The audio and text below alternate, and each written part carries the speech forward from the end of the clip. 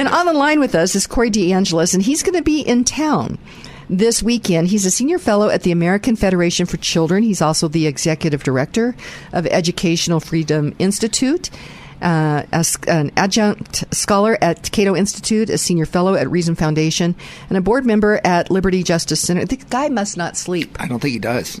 So, Corey DeAngelis, welcome. Welcome to the show. Yeah, totally. Thank you so much for having me. Corey, there's so much work to be done, and it looks to me like you're doing a lot of really important work. Tell us, why is school choice so important, or freedom for parents to decide where their kids will be educated? Why is this so important? Well, the money doesn't belong to the government-run schools. It doesn't belong to any institutions in particular, public or private. Education funding is supposed to be meant for educating children, not for propping up a particular institution, whether that's a public or private-run institution. So we should fund students, not systems, and more families are figuring this out. Over the past couple of years, we've seen a huge surge in support for school choice, or the concept of the money following the child. If you think about 2021, we had the year of school choice. 19 states expanded or enacted programs to fund students as opposed to systems. And then in 2022, just a couple of months ago, Arizona just went all in. They just passed the gold standard of school choice policy, which is every single family, regardless of income, regardless of background, regardless of zip code, will be able to take their children's state-funded education dollars to the education provider they're choosing. That could be the government-run school that you're assigned to. If you like your public school, you can keep your public school, for real this time, unlike with the whole doctor thing. But if not, the funding would follow the child to an education savings account, which can be directed by the parents, and they can spend that money on private school tuition and fees. That could be a religious or non-religious private school. That could be a home-based education provider, such as a micro school or hybrid home school.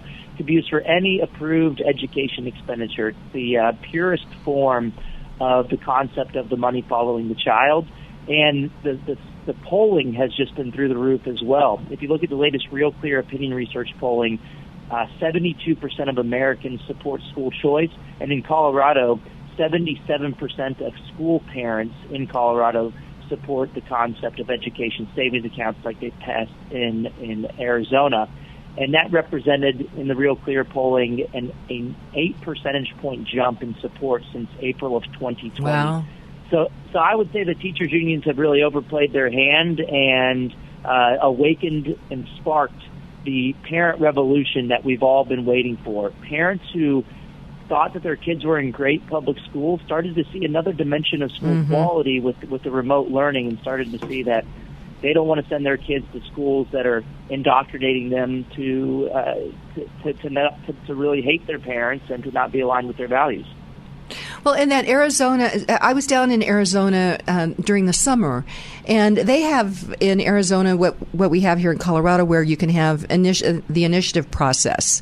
And my understanding is that the teachers union, those opposed to school choice, were trying to get something on the ballot to try to defeat this, but they were not successful. Is that correct, Corey? That's correct, and they weren't even freaking close. I mean, they claimed to turn in 142,000 signatures. They needed 119,000.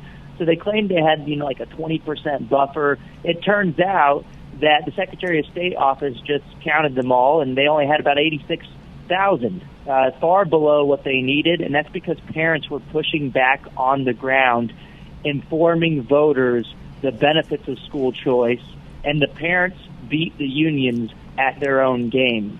Thankfully, we now have a kids union. It's called Their Parents. They've woken up, and they're never going back to sleep.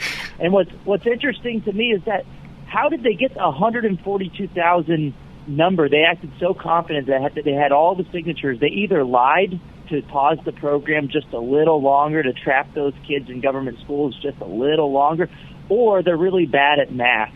Maybe they did some Common Core math. Probably that Common Core math, yeah. They're like 64% off. It's just so ridiculous. But the good news is Arizona won. We beat the unions. More importantly, parents beat the unions, and they flooded the government website. They essentially crashed the website applying for so many scholarships. You can look at polls and say, oh, look, families support school choice based on what they say on a survey. But the real test is will they actually use it when the program is implemented? And in the past week or so, over 10,000 applications were submitted to the Arizona Department of Education. So families want this, and it's a great day to be a school choice advocate, to see this all unfold. It's what we've been fighting for so long. And I'm hoping this will spark friendly competition in other states, too, to go all in on school choice. And I think even, Republicans should really run on this because it's such a political winner. If you look at Glenn Youngkin in Virginia, he laid out a blueprint for success. He was able to have his Democrat opponent, Terry McAuliffe, let the mask slip by saying essentially that the kids belong to the government, and, quote, I don't think parents should be telling schools what they should teach. So if the Republicans want a red wave in November, they should run on this. And the more that the Republicans lean into parental rights as a political winner, the more politically disastrous it will be for Democrats to oppose it. So hopefully that will lead to more widespread bipartisan support in the future. It shouldn't be a partisan issue at all. If you look across party lines, across racial lines, across income and other characteristics, families want this regardless of their background.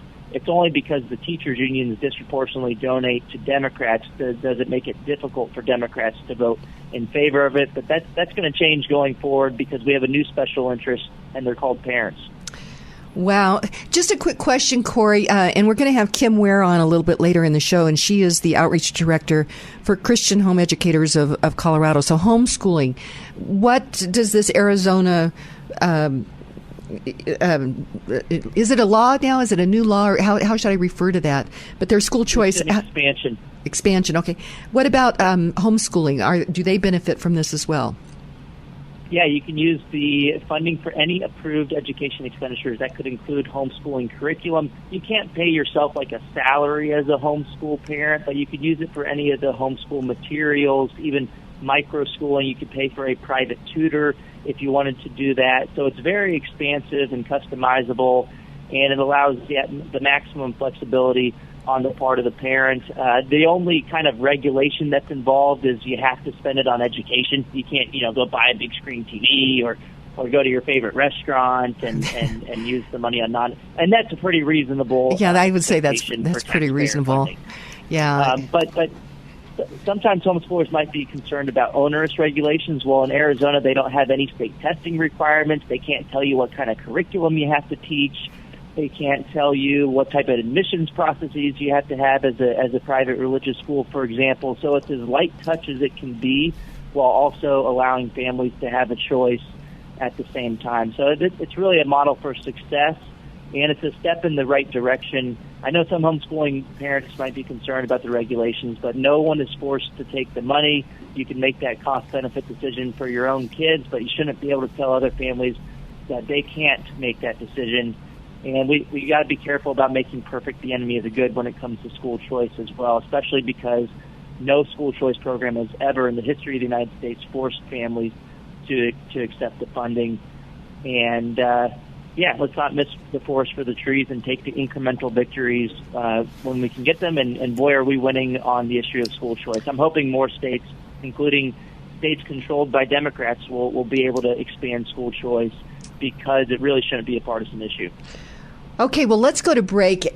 Corey DeAngelis is on the line. Before we do that, though, Steve Peck, you're in the studio, and you're the one that connected us. Yes. And Corey's coming into town. Yes, Corey, our guest here on the radio here, is going to be here in Lone Tree at Ascent Classical Academy this Saturday, October 15th, from 1 to 3 p.m. So the event is free. It's fully sponsored by Ready Colorado and Ascent Classical Academy. And so if you're a parent or grandparent or interested mentor, please come out and join us. Learn about what's happening here locally, and then what's happening at the state and national level as well. Okay, and that is at Ascent Classical in Lone Tree, 1 to 3. Yes. Said. And but you can go to Eventbrite, and you said put in Corey's name, Corey DeAngelis. Yes. And you should be able to get. It'll pop up. It'll pop up, and you can RSVP then. That's right. And actually, let me do one other plug here. We are doing a private dinner with Corey, room for 25, and that is $125 a ticket at Perry's Grill.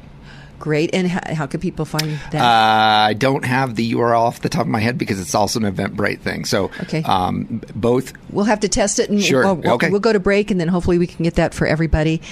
So Corey DeAngelis is on the line. Stephen Peck is in studio. We're going to go to break. When we come back, we'll continue the conversation about school choice. And welcome back to the Kim Monson Show. I'm Kim Monson. Be sure and check out our website. That's Kim Monson, MONSON.com. Sign up for our weekly newsletter there. You can email me at kim@kimmonson.com as well. And thank you to all of you who support us. We're an independent voice. We search for truth and clarity by looking at these issues through the lens of freedom versus force versus freedom. If something's a good idea, you shouldn't have to force people to do it. In studio with me is Stephen Peck. He is a former director on the Douglas County School Board. And school choice is something that you always really have supported and still support. Absolutely. And you've connected me with Corey DeAngelis, our guest on the phone. Yes, absolutely. We're excited to have Corey out to Lone Tree this Saturday, the 15th, at Ascent Classical Academy for a free event, 1 to 3. And I will also add, there is a special guest that will be joining us. Okay. In addition to Corey, there will be so that's a cliffhanger. That's a cliffhanger. I'm not going to say who, but I think your listeners will not be disappointed. Okay. And now, regarding these events, I just did this. So go to eventbrite.com. And then when that comes up, do a search for Corey DeAngelis. And that's Corey DeAngelis, DeAngelis. And that comes up, both of those events on Eventbrite. Steve, what's kind of the next thing you want to talk with Corey about? Yeah, Corey, I mean, you travel the country, you talk to large and small crowds, anybody that is willing to listen. What are you there's so many misconceptions around school choice, around public charter schools. You even wrote a book on the myths of school choice. What is the one myth that you'd like to break that you can share with our listeners this morning? I mean, the one thing that they'll say is that this is public money, so it should be used for public schools. And it sounds kind of like it would make sense until you think about it for 2 seconds. But we have public taxpayer dollars that could be used at private institutions for everything else that the same people support. Think about higher education. We have Pell Grants for low-income students and the GI Bill for veterans. Taxpayer dollars that you can take to the public university if you want, but you could also take it to a private religious or non-religious university. We did the same thing with pre-K programs. Think about the Head Start program. That's a taxpayer-funded, publicly funded program, and you can take those scholarships to a private religious or non-religious provider of pre-K. So why is it any different for the in-between years of K-12 education? We have food stamps and WIC. You can use those public dollars at private grocery stores. You have Medicaid and Medicare dollars that are vouchers that can be used at private religiously affiliated hospitals, and it's all okay. The reality is the only difference is one of power dynamics. Choice is the norm for higher education, pre-K, and everything else, but choice threatens an entrenched special interest, namely the government school unions, only when it comes to the in-between years of K-12 education. So, of course, they fight as hard as possible against any change to the status quo, and their main argument is, well, this will steal money from the public schools, or it'll defund the public schools, to which I respond, why would that happen? If your schools are doing a good job, why would you lose any money at all? They're essentially telling on themselves that they don't believe families are happy with what they're getting. That's an argument for school choice, not against it. And with these programs, it's typically about half of the funding that follows the child. In Colorado, the public schools spend about $14,000, $15,000 a kid. It would be about $7,000 following the kid. What does that mean? The public schools actually end up with higher per pupil revenues and expenditures. They get to keep all the local money and all the federal funding. So on a per student basis, they'll end up with even more than $15,000 per kid. Just mathematically, it ends up that way. So it's a win-win situation. It's a win for parents. They get more choices. The public schools have plenty of money to adapt to change, and the public schools actually get better in response to competition. They up their game in response to family choice, and that's a win for the kids who remain in the public schools too. There's no good reason to oppose this except for people wanting to maintain their monopoly and to prevent families from having options. School choice is also an equalizer. It allows more families from less advantaged populations to have choices that the most advantaged already have. Absolutely. Corey, one of the things that I'll hear in response to that that great argument that you put forward there is, yes, but this creates competition, and competition should be left on the ball field. Competition works in any industry, whether it's higher education, pre-K, which we already have markets flourishing. Why is it any different for K-12? I mean, look, we have 28 studies on the topic.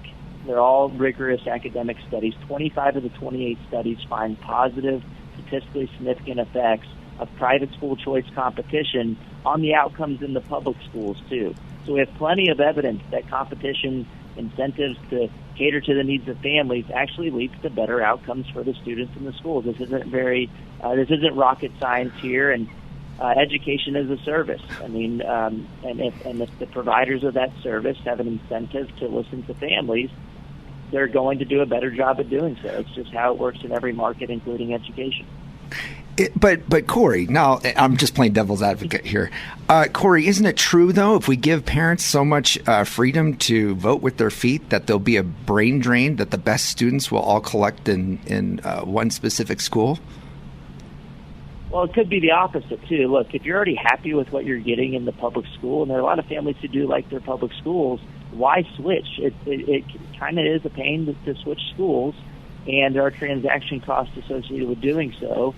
So it could be that the people who are the least well-served by the public schools are the ones who use these programs, which is what we find. I mean, nationwide, if you look at charter school enrollment, it happens to be lower-income students concentrated in the charter schools as opposed to the government-run district schools.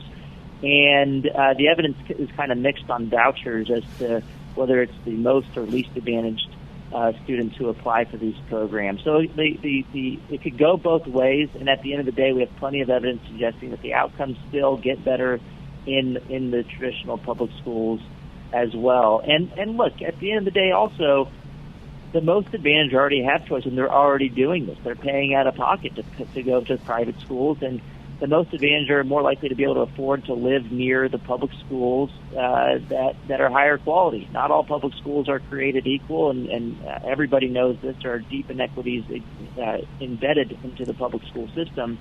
Funding students directly allows more families to have educational opportunities. So school choice is an equalizer and allows more families to get a good education for their kid. And now more than ever, parents are fed up with the indoctrination in the classroom. They want education, and that goes for people on the left, people on the right. Parents just want their kids to get the basics, math, reading, and writing. And the more that we have choice, the more likely families will be able to send their kids to schools that are aligned with their values. And I think that's really just sparked the momentum for school choice over the past couple of years. Parents saw that their students' classrooms were not just focusing on the basics, and they were essentially brainwashing their kids for 13 years to have values that aren't aligned with their parents, and that's a huge problem, and it's an important metric of school quality that I don't think was appreciated as much before the school closures that started in 2020. But at the end of the day, this is going to lead to more parental freedom in the long run. I think it's going to be the GOP that emerges as the parents' party, like what they're already doing. They're going to be the first movers, and they're already seeing political success on the issue of education, which we haven't seen in a long time for Republicans. But it's a political winner to say that parents should have a say in their kids' education. It is a form of political suicide, however, to say that the kids belong to the government and that parents shouldn't have a say, and to oppose parental rights in education, especially after the past couple of years. So I think both parties are going to have to come along and do the right thing in the end, because parents are paying attention and they're holding politicians accountable. Well, and it's very exciting. So, Corey DeAngelis, thank you so much. Greatly appreciate it. All right. Thank you guys so much.